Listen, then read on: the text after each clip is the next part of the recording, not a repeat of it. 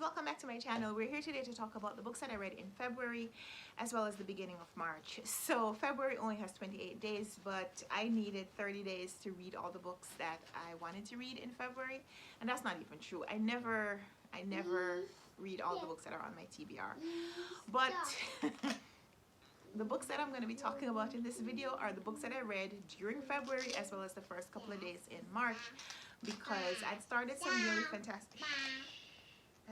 really fantastic books and didn't finish them in time. So we're at, yes, be quiet. You want to come say hi? Come say hi. Oh, there you go. Say hi. Hi. You see your friends? No, you just see yourself? Okay. You go back and do your words, okay? Do your alphabet. Do alphabet. Do your alphabet. Mommy right here. Yeah, mommy right here. So, 14 books in February, and most of them, most of the books that I read were 4 to 5 star. I only gave one book a 3-star rating, and you will see why. Come say hi. Okay. Come say hi. Hi. Those are your friends? Okay. They always ask about you. Now sit down. Now sit down, yes. Okay. Okay. So most of the books that I read, maybe not most, quite a few of the books that I read electronic copies from my library. New York Public Library is awesome for that. So the first book that I read was If Beale Street Could Talk by James Baldwin. This one was fantastic. It was James Baldwin inhabiting the mind of a teenage girl who is in love with, well, engaged to be married to her childhood best friend, and then at the beginning of their new lives together, he is arrested and he's in jail. They call it the Tombs, the city prisons in the 1960s in New York, and it's about how this girl, Tish, and her family and her boyfriend Fonnie and his family, how the family embraces this young couple and how they deal with this injustice that has been done to Fonnie, because it is obvious that even if he was guilty of any kind of crime, which he probably is, it's obvious that it's the system that is working against this young black man to put him in jail and keep him there. Yeah. But the book is fantastic for a lot of reasons, so highly recommend that you read James Baldwin's If Beale Street Could Talk if you haven't yet read it. It was a 5-star read for me. Then I read The Poet X by Elizabeth Acevedo, which is a novel told in verse about a teenage girl and her twin brother as they navigate their religious family and what their parents would like for them to do versus what they want to do with their lives. And these two kids, these two kids have very different ways of navigating around their parents' desire. So the teenage boy, he is content with just kind of holding his head down and waiting out his time before he can leave home. And the girl, Xiomara.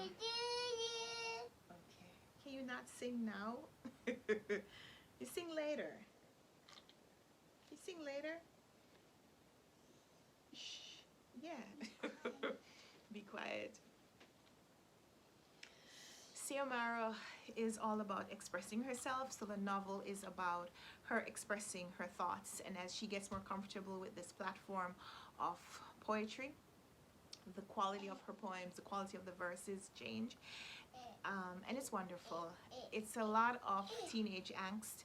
It's a lot of reconciling what other people want from you versus what you want for yourself and from your own life.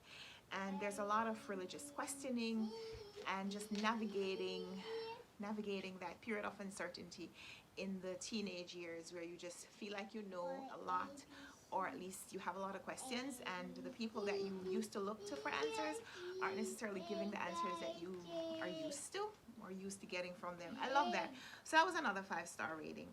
Then I read the autobiography of an Excolored Man by James Weldon Johnson, and I buddy read this one with Patrice Jones, and we both loved it. The book feels like it's autobiographical, but it is more the memoir of of a culture, a memoir of a time, because it is James Weldon Johnson.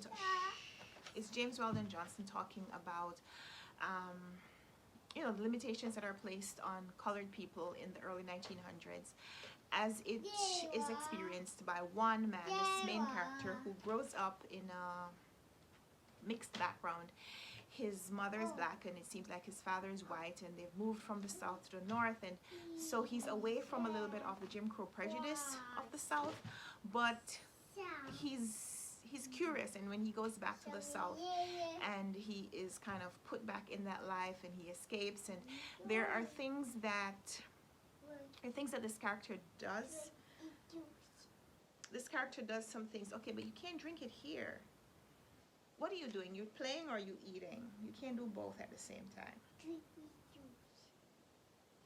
Okay, so you have to put this away. It's a little bit of the record of the time where James Weldon Johnson talks a lot about the culture that is experienced by blacks in the early 1900s, and some of the ways that people who are ambitious try to escape the limitations that are placed on them by society. So he talks about music and performance, but he also talks about leaving the country. He talks about, of course, people who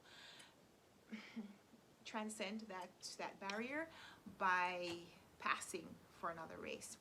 And it's really interesting, fantastic read, so highly recommend this one if you haven't yet read it. Then I read Bernice L. McFadden's novel, The Book of Harlan, which was fantastic. This was my first time reading any of her novels, and she's published close to a dozen novels, so you know I want to read more from her.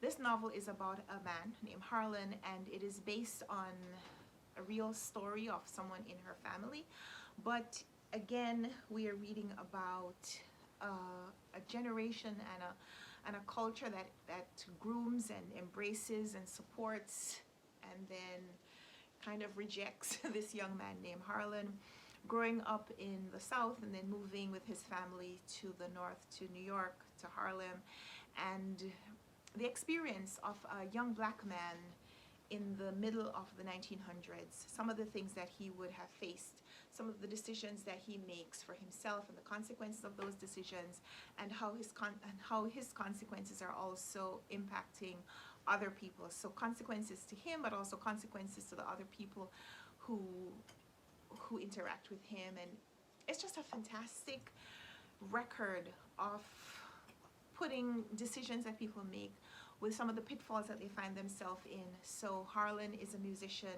and we see a little bit of the life of a musician as it's experienced by a woman and is experienced by a man, and some of the opportunities that are available for him as he goes overseas and what happens to his life because of that.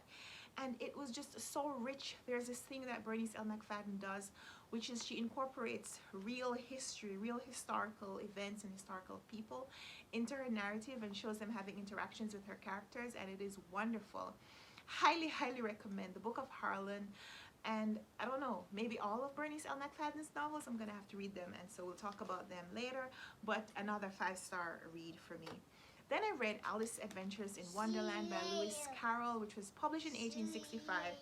And although it's about fancy and whimsy. See you later? Are you leaving? Okay, bye. See you later. Go drink your Go drink juice. your juice, yeah. So there are 2 levels on which you can read Alice's Adventures in Wonderland. There is the whimsy, the fancy of this young girl who goes underground following an animal, and the humanistic elements that these animals display and that she is faced with. Some of the nonsense things that are like literal translations of things that we use more idiomatically. There's also the representation of these things as they mean other things. I don't know what I'm saying. The imagery, yeah. So I love how Carol kind of discusses morals and how we can find a moral in stories, and I like that, but I felt like more attention could have been placed on that except it was a kid's book, so I don't know if maybe you couldn't do that so much. But like I said, there are two levels of Alice in Wonderland, and there's one for the children and there's one for the adults who are reading it to the children or reading it with their children. So I enjoyed it, but I didn't love it, so that was my 3-star rating. Then I read Sally Rooney's Beautiful World, Where Are You?, which is about two women who met when they were in university and have tried to stay in touch even though their paths have diverged a little bit.